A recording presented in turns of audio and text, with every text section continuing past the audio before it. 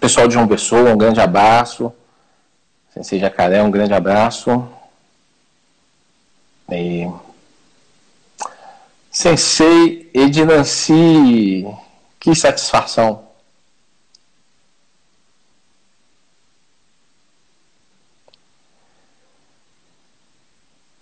Sensei, eu não estou ouvindo o seu áudio. O pessoal podia me falar? Vocês estão ouvindo, Sensei? Me responde aí. Alguém no chat, por favor. Porque se eu não estiver ouvindo também, eu preciso mexer aqui na minha configuração. Ah, agora eu estou ouvindo, eu acho. Consegue ouvir? Agora sim, Sensei. Agora sim. Como é que estão as coisas? Ah, tudo tranquilo. Acho que eu dei uma mexer aqui, tá o plug estava mal colocado. Deixa eu... Tudo tranquilo, e vocês? Aí, como é que estão? Nesse período complicado aí da pandemia, né? Mas sabendo lidar com todo esse processo, o judô nos ensina esse processo de ter um pouco de paciência, um pouco de sabedoria. Eu estava até citando antes aqui, Sensei, que eu preciso aprender um pouquinho da sabedoria e da paciência que você tem para poder lidar com essas situações do dia a dia. Nada. Olha, quero agradecer, Sensei, a presença. É uma honra para mim. Eu falei mais cedo, estava falando com as pessoas aqui. Sou um gigantesco ídolo. Você é uma ídola minha de muito tempo, tá? Sou seu fã absoluto e me tornei mais seu fã ainda quando nos conhecemos, tivemos a oportunidade de conversar pessoalmente bastante aqui em Belo Horizonte. E foi uma grande honra e ter a oportunidade de estar conversando com você hoje, para mim, é muito gratificante, Sensei. Muito obrigado mesmo. Imagina, a honra é minha. Pô, eu estava conversando com uma das garotas que acompanha o canal, e aí ela comentou que existiria a possibilidade de estar conversando com você. Eu falei, nossa, meu Deus do céu.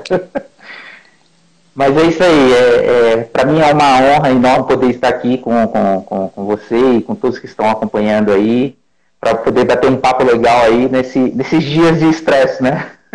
Verdade, tem toda a razão. E eu acho que, na verdade, essa pergunta você já deve ter respondido umas 500 vezes, mas acho que a primeira pergunta que eu quero te fazer é como que você começou no judô. Eu mesmo já conheço essa história, mas acho que é uma história que merece ser contada. Bem, eu comecei no judô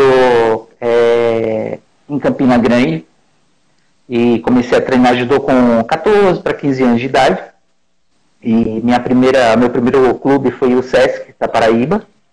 E comecei por prescrição médica. E em 94, 95, recebi o convite para poder fazer parte da equipe de Guarulhos. Nessa época, o Sensei Miguel Suganuma já era, né, técnico da equipe. E para mim já foi uma satisfação enorme, assim, poder ter a possibilidade de, né, absorver um pouco do conhecimento do Sensei Miguel, que, né, dispensa a apresentação, né? Então, a minha trajetória no judô, de forma, né, bem direta, foi mais ou menos essa, minha trajetória de início, né? Sensei, me fala mais um pouco sobre a sua relação com o Sensei Miguel. Muita gente talvez não tenha tanta relação. Então, talvez a gente, para nós mais antigos, dispensa comentários, dispensa apresentação falar do Sensei Miguel Suganuma. Mas eu acho que muita gente talvez não tenha noção do quão grande foi esse professor. E na última vez que a gente conversou, eu lembro de como você estava descrevendo alguns detalhes interessantes do nível de treinamento, do nível de aprendizado que você teve com o Sensei Miguel. Bem, eu acredito que cada atleta, cada aluno que passou por ele, né, teve uma impressão. Eu vou descrever a minha impressão que eu tive. Então, o meu primeiro contato com o Sensei Miguel, eu tomei um susto, né? Porque o treinamento que ele passava para a equipe era um treinamento totalmente fora daquele modelo que a gente conhece, que é um treinamento mais virado para o competitivo, né? Muito treino de parte física, né? Muito te come, né? Como se fosse uma receita de bolo. Já ele não, ele conseguia adaptar os treinamentos e sempre estava buscando novas estratégias, buscando novos conhecimentos em outras modalidades para poder motivar os atletas, né, as atletas dele. Então, foi essa a minha primeira impressão que eu tive de choque. Eu falei, nossa, mas eu tenho que fazer isso para poder chegar, né, no nível, né, em que as atletas se encontram, né, e de início a gente acaba colocando em dúvida, porque a gente, né, acaba sendo sabotada pelo que se transmite, e muita coisa que se transmite da boca para fora, né, às vezes são pessoas que não tiveram vivência, né, e foi também quando eu comecei a refletir sobre isso daí, né, não, eu tenho que ter paciência.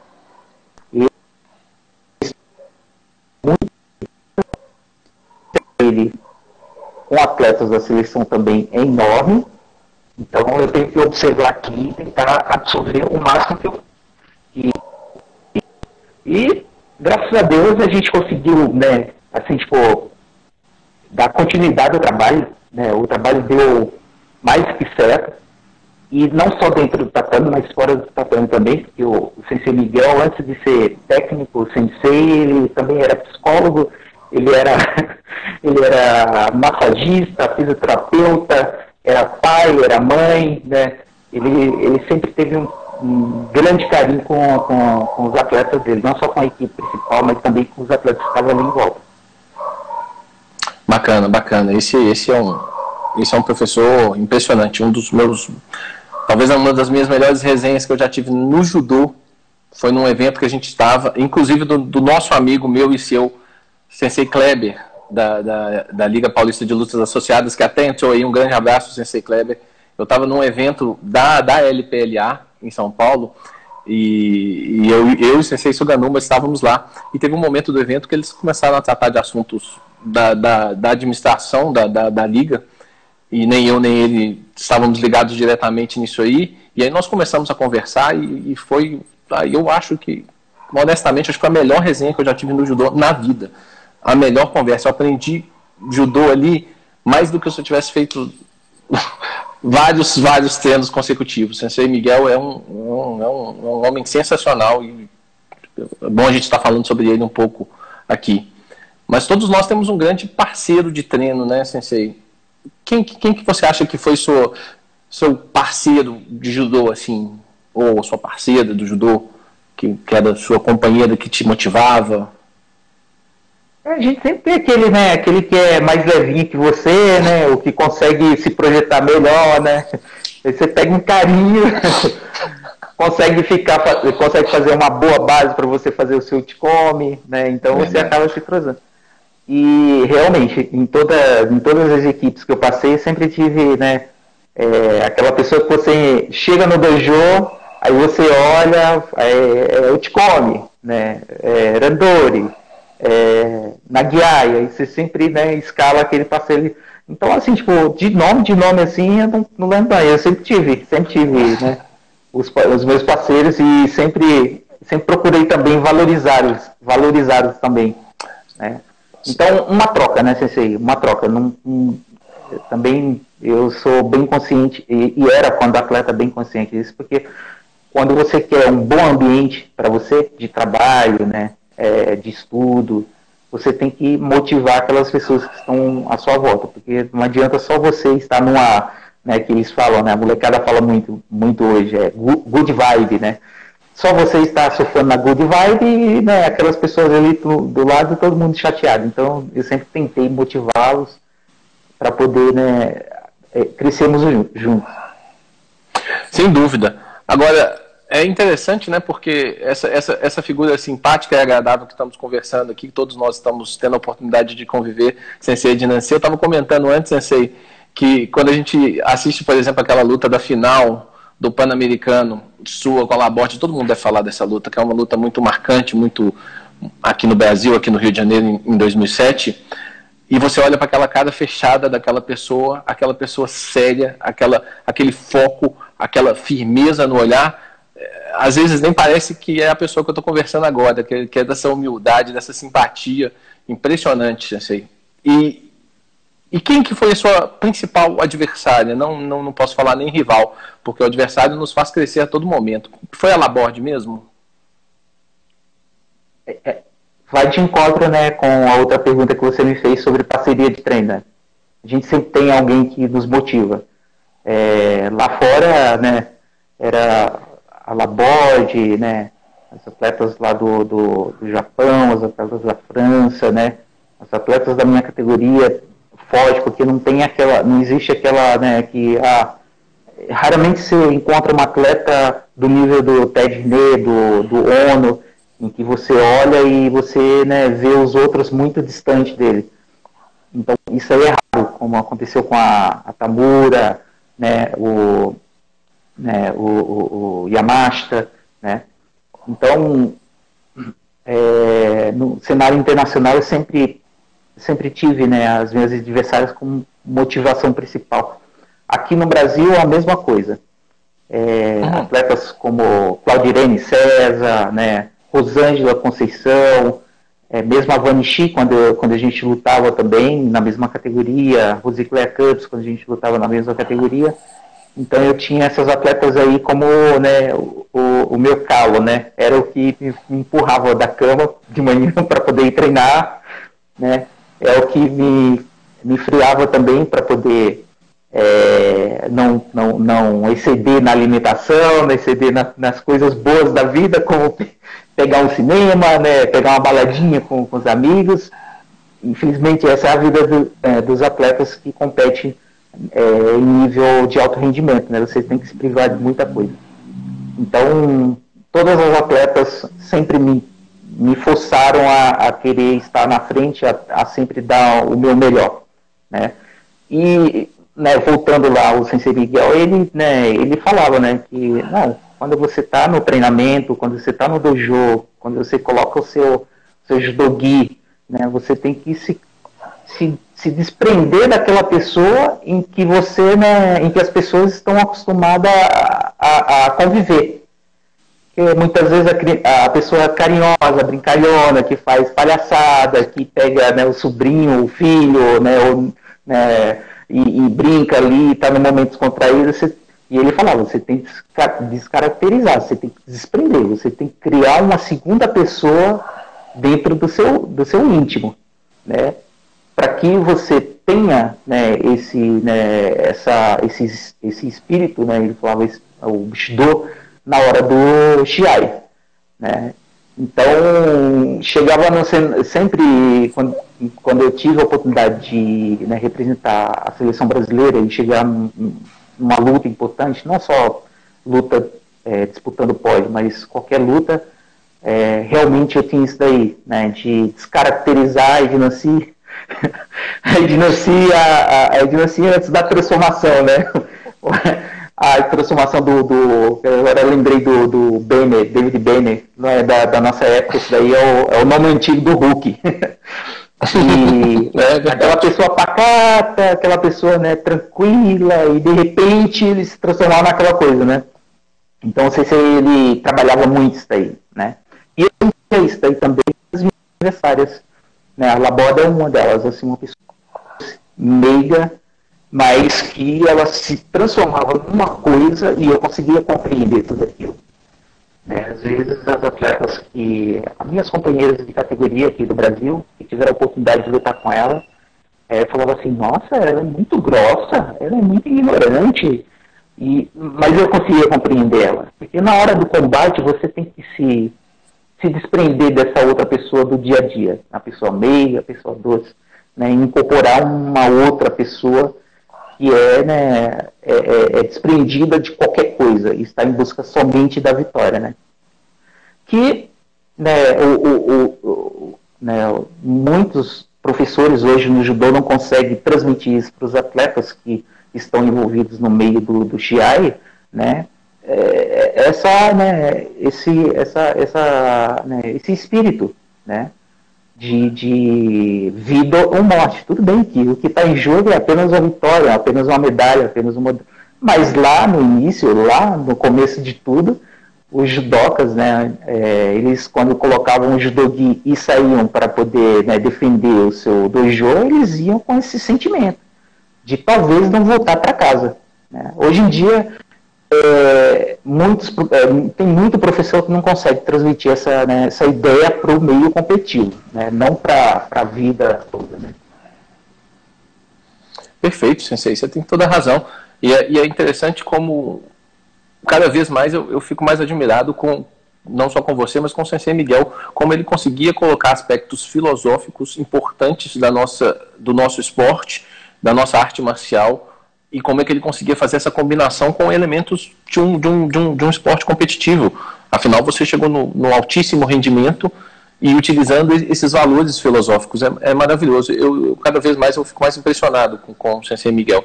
Cada palavra que eu escuto sobre ele ou dele é impressionante nesse sentido. É fabuloso.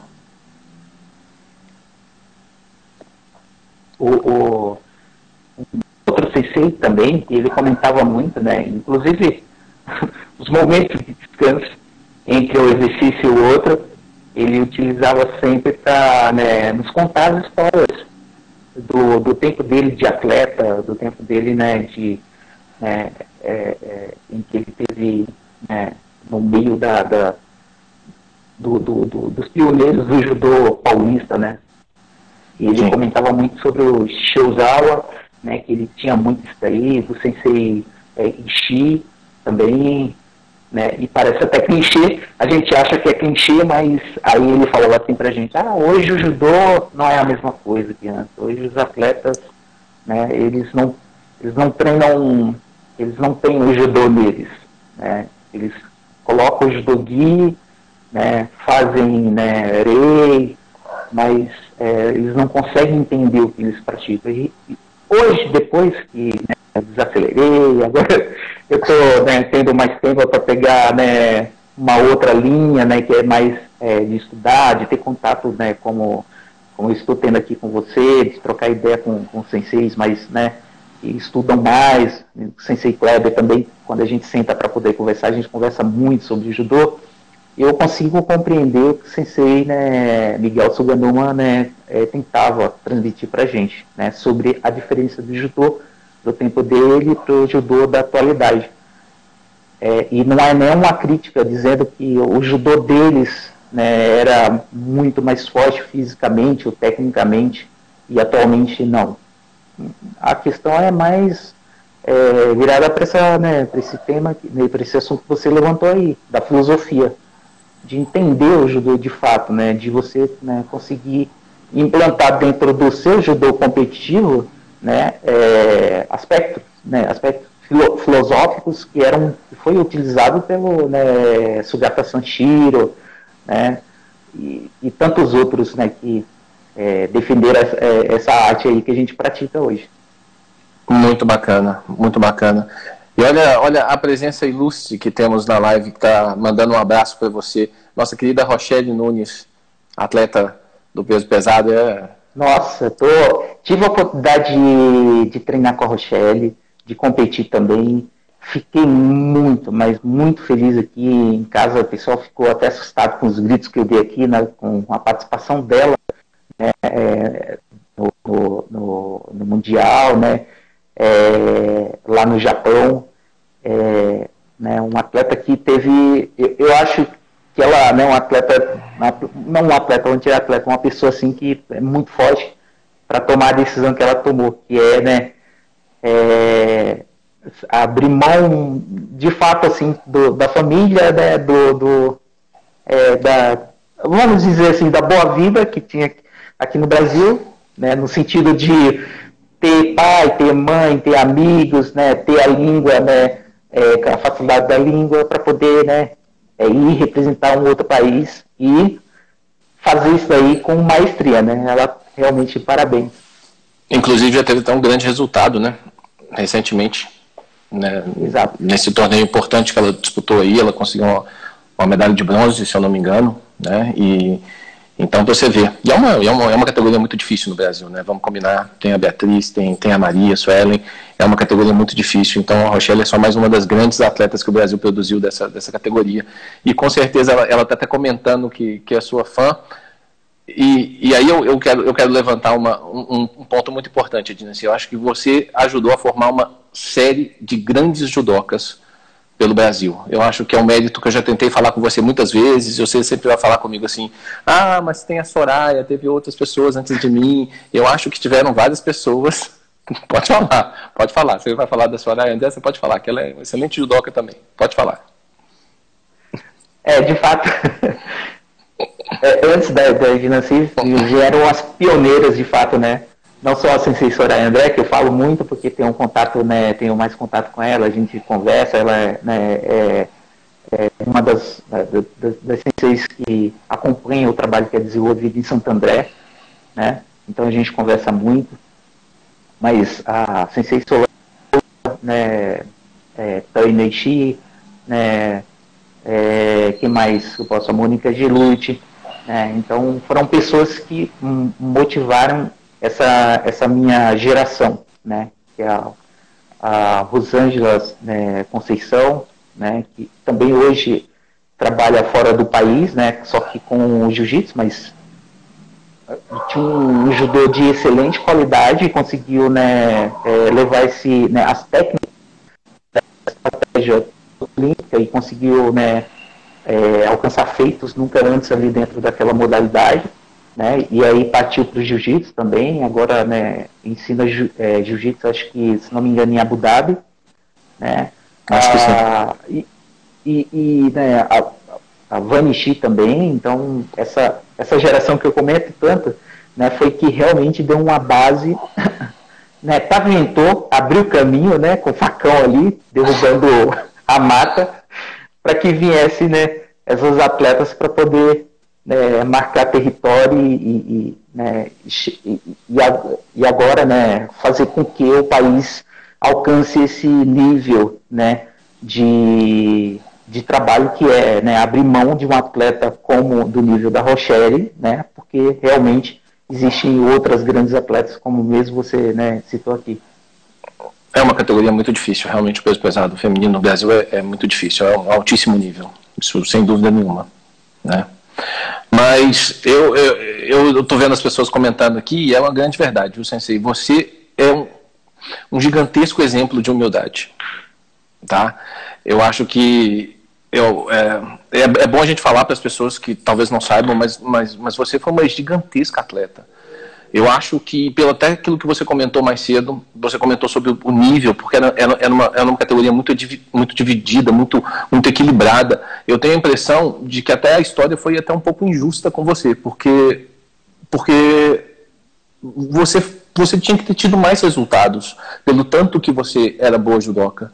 A verdade é isso. E a gente fala muito pouco, por exemplo, daquele torneio de Paris, que você ganhou em 2000, pré-Olimpíada, e você ganha, você é campeã, a Celine, aquela francesa, ela é terceira e depois ela é vice-campeã olímpica no mesmo ano, né?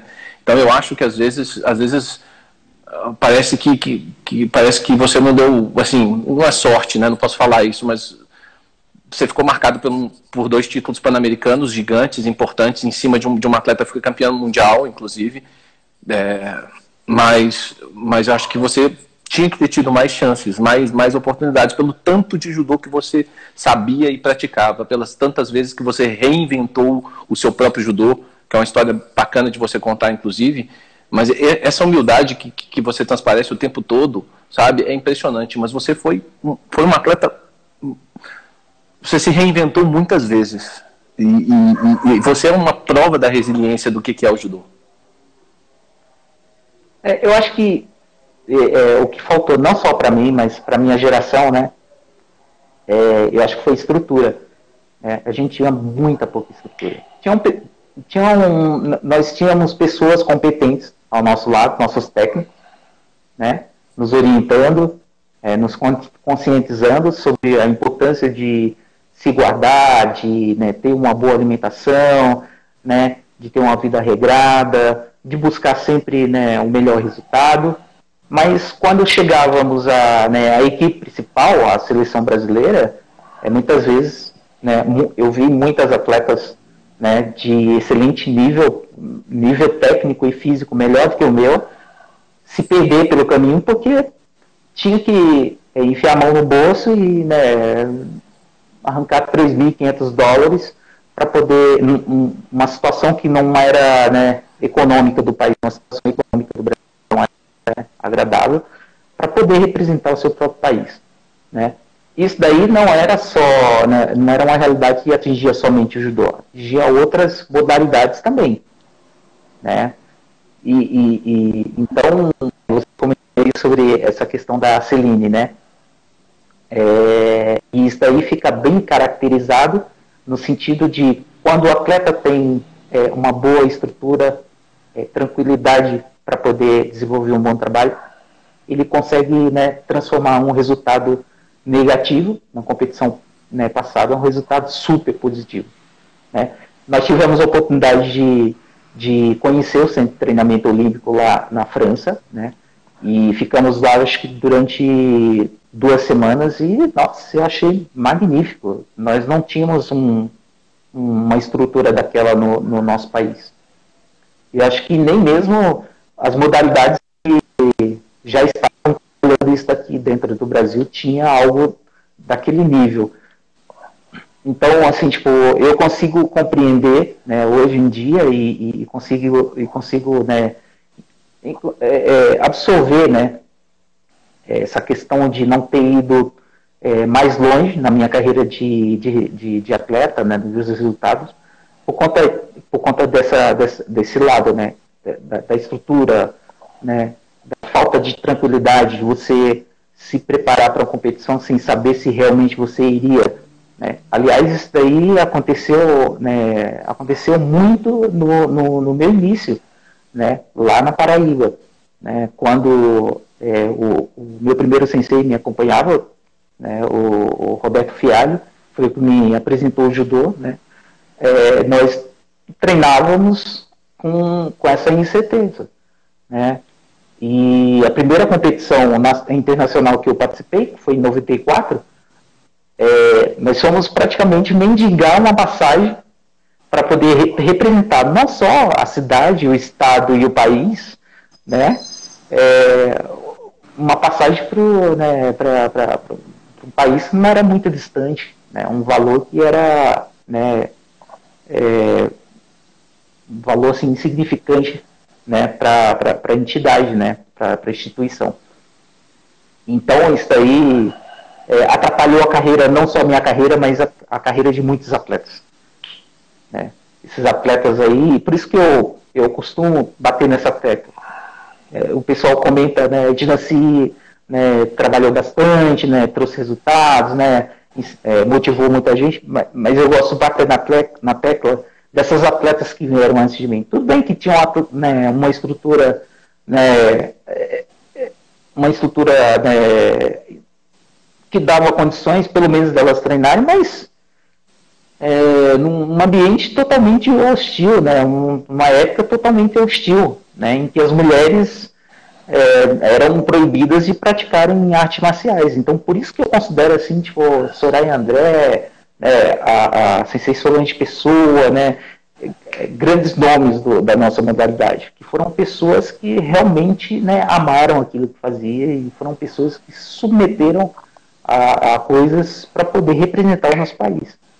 Então, a gente passou muito pouca coisa perto que essas mulheres passaram. É muita humildade, é muita humildade. Esse Soraya André, inclusive, tem uma história maravilhosa mesmo no judô. Eu não conheço muito A história da Sensei Soraya eu conheço razoavelmente, é uma judoca sensacional, não podemos tirar o mérito dela de forma nenhuma, nem quem sou eu para poder fazer isso, inclusive. Ela participou daquela Olimpíada de demonstração, antes ainda do judô ser oficialmente olímpico, né, o judô feminino ser oficialmente olímpico, né, inclusive teve uma grande colocação, se eu não me engano, inclusive ela até perdeu só para Ingrid Bergman, se eu não me engano, que é uma das melhores judocas de todos os tempos, né, então assim, tem que se levar em consideração. Ela ficou em 5º lugar, se eu não me engano, nessa Olimpíada. Mas o seu nome, ele... Claro que é em virtude disso tudo que você falou, das condições, eu acho que as meninas atualmente têm mais condições, você não tem a menor dúvida, mas seu nome foi muito repetido dentro do judô, sabe? Eu já conversei até um pouco com a Mayra uma vez, num pequeno momento, numa pequena chance que a gente teve em São Paulo uma vez, e ela falando de como que ela enxergava você, né? E eu acho que você formou uma outra geração, uma geração muito vencedora e que se baseou muito naquilo que você fez e dessa questão da luta, de se reinventar. Me fala um pouquinho sobre essa questão de se reinventar dentro do judô, que você já até me contou que você teve que sair de uma técnica para partir para uma outra. Me fala um pouquinho a respeito disso. Bem, a nossa modalidade, ela, né, aí no âmbito competitivo, ela muda bastante as regras, né? Principalmente com relação às técnicas, né? E aí, eu sempre gostei das técnicas de kumikata, né? De kata, né? Kataguruma, Morotegari, Teguruma, Kibisugaeshi, então tudo que era técnica de sair arremessando, fazendo força, eu sempre adorei. Inclusive, o Sensei Miguel tentou mudar essa minha característica, tentando, né, fazer com que eu, né, absorvesse o Harai Goshi dele, mas eu não tive capacidade para isso. Acabei, né, transformando o Harai Goshi dele no Taiotoshi. Cheguei mais próximo do Harai Goshi que eu cheguei foi mas não deu tempo. Então, assim, tipo, quando assim, essas mudanças, né, havia muita migração de atleta da luta olímpica, da greco-romana para o judô, por conta dessa condição de luta, né, de você agarrar e cinturar e sair jogando, né. Então, acredito eu que os dirigentes começaram a, né, perceber isso aí, que os judocas começaram a ter muita dificuldade. E eles começaram a tirar essas técnicas que eram o meu arsenal, né. E aí eu tive que partir para outras técnicas, como o Sumigaeshi, né, Taiotoshi, como eu falei, o Tigari, né. E é complicado, a gente, né, quando a gente se prende muito a uma, né, facilidade, né, se a gente não tiver consciência para poder se reinventar, se transformar, você acaba, né, se matando, se suicidando, né, em tudo dessa vida, né. Seja profissionalmente, seja intelectualmente, se você não for flexível, você acaba ficando ultrapassado, né. E eu tive a oportunidade de sentar com um sensei, e não vou mencionar o nome dele, e aí ele me apresentou uma reportagem do sensei Kimura, e aí ele estava falando que ele achava um absurdo, né, o Yamashita ficar reclamando porque ele tinha levado um Kanibasami numa competição e tinha se machucado, estava reclamando. E ele mandou eu estudar isso aí e depois a gente se encontrar para poder discutir isso aí, né. Eu li a matéria lá, né, fiquei tentando entender ali, dando muita razão a, né, o Sensei Kimura, né, sobre o que ele falava ali na reportagem, porque ele tinha razão. E reencontrei o Sensei, a gente sentou para poder conversar sobre o assunto, que tinha muito a ver, porque ele estava reclamando muito. Pô, Sensei, mas como que tira o Kataguruma? Kataguruma está na Ginokata. Poxa. Aí nos reencontramos para poder discutir isso aí. E aí ele me perguntou, o que você viu aí? Aí eu falei, é um choque de geração, Sensei. Aí ele falou assim, mas Sensei Kimura, ele é tão forte, que mesmo sem fazer a técnica que ele estava criticando, que o Sensei Yamashita, né, acabou se machucando, Se ele tivesse a juventude voltasse a competir, ele sobressairia, né, com qualquer outra técnica, né? Ele está fazendo só observação técnica, sob o ponto de vista filosófico, é porque a técnica existe na modalidade. Não é porque aquilo lá vai alejar o judô dele. Até mesmo porque ele treinou muito para poder, né, alcançar um nível em que ele pode, se for um evento somente de neuasa, ele vai sobressair, porque ele está preparado para aquilo. Aí eu consegui compreender, né? É você se preparar e não se prender a um estilo, né? É você se preparar e criar situações dentro do dojo ali, no treinamento, né? no randori, na hora do randori, né? Criar dificuldades para que quando surgir essas possibilidades, né? essas dificuldades de alejar aquele teu estilo de luta, você não sentir tanto, né? E aí eu comecei a trabalhar com isso daí.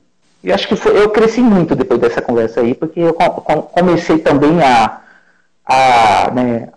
abrir um leque em cima de uma técnica que eu fazia muito, que o pessoal, né, falava que era bicicletinha, eu só falava bicicletinha, né, que é o Subigaeshi. E eu comecei a crescer muito, né? Comecei a adaptar com o Outigari, com Koutigari, entrando para o Subigaeshi, né? Comecei a adaptar, né, a transição, né, entrando no Subigaeshi, atleta defendendo e levando para o meu asa para poder fazer técnicas de solo, né? Tudo isso daí numa conversa, né? Então, eu acho que o que falta hoje em dia, né, como eu comentei com você, essa conversa, né, com o aluno, uma conversa, né, não é longa, igual a gente está tendo aqui, mas é uma conversa de forma, né, rápida, só que ele tem que tomar o fôlego e ele já está, né, maquinando, né, tentando entender o que foi dito ali naquele momento de parada para ele, né, dar uma respirada. Está faltando um pouco, é isso aí, para tudo, né, para tudo. Eu concordo em gênero, número, ideal. E você acha que essa conversa, ela chegou a alterar até a sua maneira de viver, inclusive, trazendo isso para fora do Shaijo? Sim. Nossa, é muito importante você, né, não só conversar com o aluno, né, mas dar voz a ele, né. As pessoas falam assim, tipo, não, você tem que dar o exemplo, você tem que ter uma postura em que todo mundo vai observar e vai querer imitar. Sim, eu acho importante isso daí, mas a conversa também, né, o diálogo, e você dá a voz e dá, né, autonomia para o aluno, não só para o aluno, mas para o filho também, né, para o sobrinho, para o neto, dá autonomia para ele se expressar, né, dialogar, não chegar ao quem vai vencer, né, na conversa. Mas, assim, vamos aprender juntos, né? Isso aí é muito saudável. Isso aí é saudável. Mas dá para fazer isso aí durante um treinamento de judô? Perfeitamente. Dá perfeitamente. Meus melhores momentos em que eu conseguia relaxar num treinamento eram esses momentos. Em que a gente fazia escadaria 2 vezes por semana, no treinamento lá com o Sensei Miguel. E a escadaria não era correndo, era carrinho de mão na escadaria. Né? A atleta pegava as suas pernas e você tinha que sair ao apoio de frente na escadaria, ó, da primeira escada até o último ginásio, que até hoje existe lá em Guarulhos, Romeuzão. E a gente fazia isso aí, fazia apoio de frente, de carrinho de mão na escadaria, e fazia, né, a gente chegou a fazer 12 séries, né, e no intervalo dessas séries, a gente sentava, o corpo gritando, o músculo querendo ir embora do seu corpo, e ele conseguia nos tranquilizar, nos acalmar, na conversa.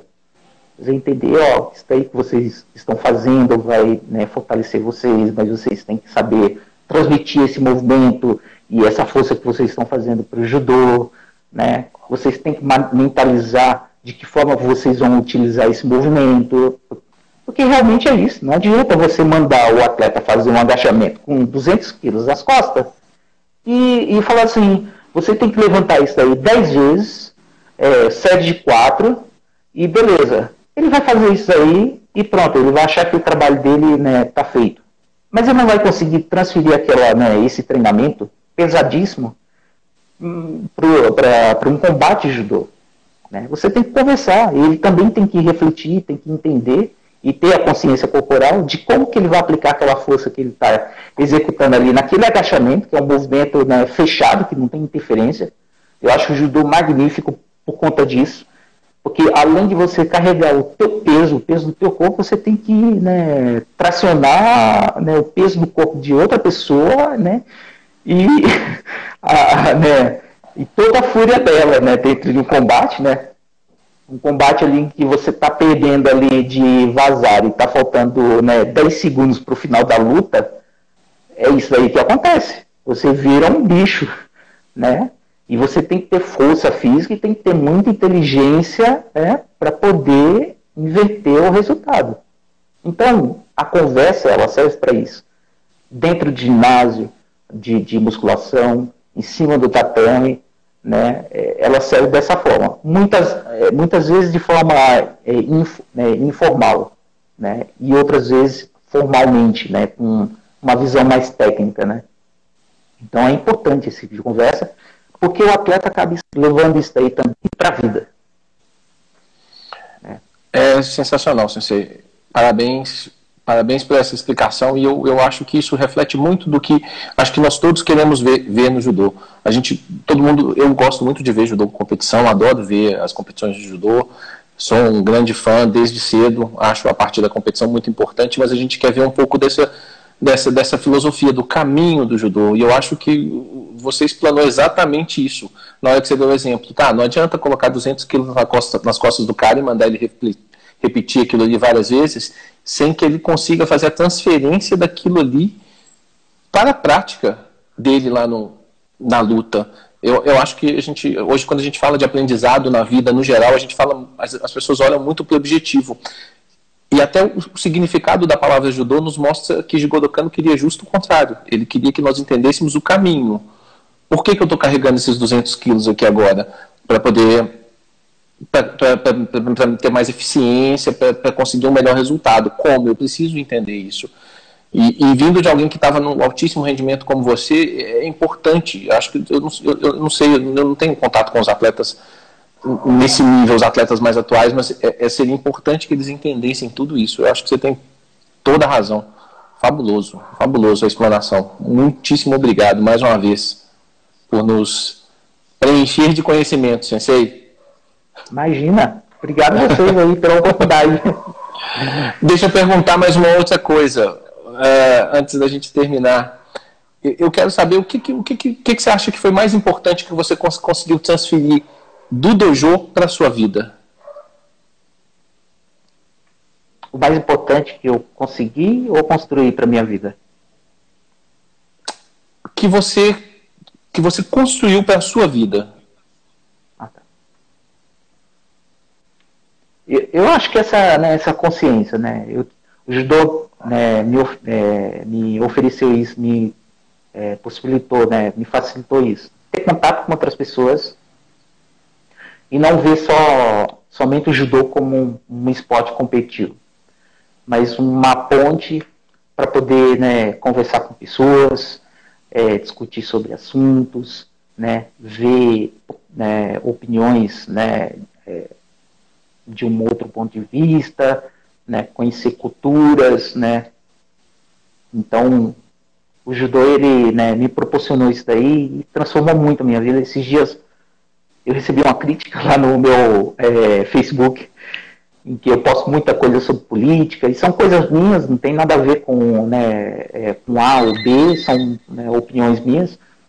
Então a pessoa falou assim, quem diria, hein, Edinanci, que saiu da Paraíba né, gostava, né, foi meio chulo, né, a forma que ele se colocou, né. Então, assim, e a judoca também, né. Eu isso daí também me fez refletir. Eu falei, caramba, eu consegui sair. Não estou dizendo que as pessoas que vivem na Paraíba são ignorantes, pelo contrário, não são. Né? Mas eu consegui sair daquele meu contexto cultural e expandir mais ainda, né, minha visão e respeitar outros pontos de vista através do judô. Né? E eu acho isso daí muito bacana. Eu achei muito bacana. Eu acho que isso daí, né, me trouxe muita coisa positiva. Né? Claro que para a gente ter essa consciência, a gente precisa ter, né, pessoas conscientes também à nossa volta, né? Porque se você anda com um bocado de gente que gosta de entornar o caneco todo final de semana, né, você vai crescer com essa filosofia na sua cabeça. Né? E agora, se você está ali sendo influenciada por pessoas que falam assim, você pode entornar o caneco uma vez, né, outra na sua vida, mas não faça isso daí somente quando você estiver triste ou somente quando você estiver feliz. Quando você se sentir bem, quando você estiver com pessoas, né, agradáveis, faça de forma moderada para que você não perca, né, a razão, né? Então, assim, quando a gente tem essas pessoas à nossa volta para nos orientar dessa forma, né, e usando o judô, né, como, né, ferramenta, né, para nos explicar essas coisas, eu acho que isso daí foi de extrema importância para a minha vida. Construiu muito na minha vida. Os resultados, eles aconteceram, né, mas fica no passado, né, vira história. Né? O que fica somente, né, na nossa vida é o aprendizado que a gente carrega dentro do nosso espírito, é o aprendizado. Né? Essa conversa aqui que a gente está tendo, eu vi, né, um passado muito distante, não fica nada de material. Né? E com certeza essas coisas que a gente carrega dentro do nosso espírito, mesmo que seja, né, só alegria e também, né, raiva, né, é isso daqui que vai com a gente quando a gente parte dessa realidade. Então o judô construiu isso aí na minha vida, né, e as pessoas que o judô colocou na minha vida, né, me possibilitou essa consciência. Então eu acho que isso aí foi o de mais positivo que aconteceu na minha vida. Maravilhoso, Sensei, maravilhoso. Uma última pergunta. Quem que você acha melhor, não, que eu acho que até é deselegante eu te perguntar isso aí, porque você conhece todas essas atletas aí, mas quem que você está gostando de assistir lutar atualmente? Atualmente ninguém, né? Mas assim, quem que você está gostando de ver lutar nos últimos tempos, que você acha que tem um perfil? Pode ser alguém do Brasil e pode ser alguém de fora. Quem que você gosta de ver lutar? Você fala, nossa, essa pessoa está lutando, deixa eu ver. No cenário internacional aí, né, Brasil sempre, né? Uhum. Bairrismo reina dentro de mim. Então o Brasil tá ali, pode ser a categoria mais fraca, eu tô torcendo para as brasileiras, independente de, né? Então, assim, tipo, o ONU... Mas quem delas? A ONU?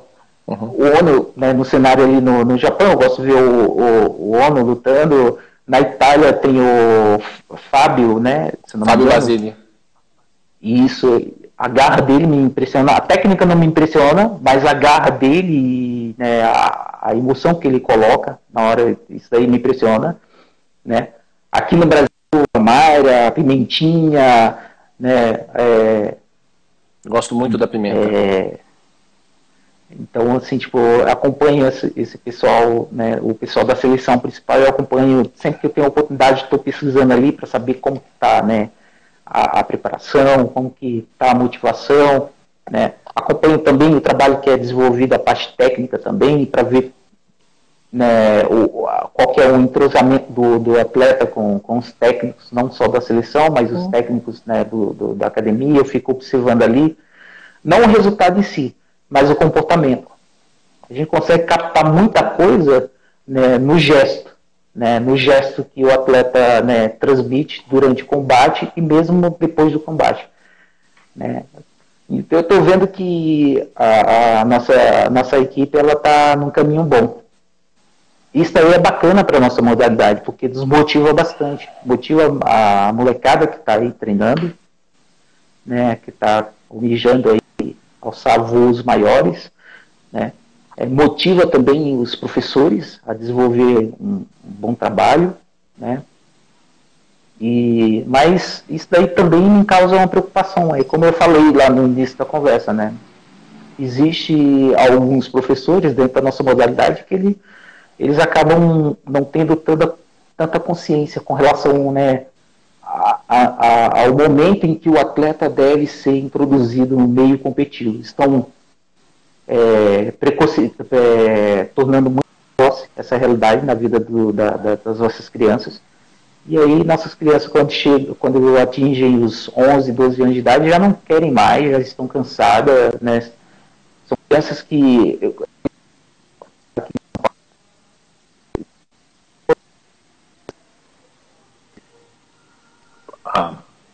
Eu acho que deu uma falhada, Sensei. Acho que deu uma falhada boa. Mas...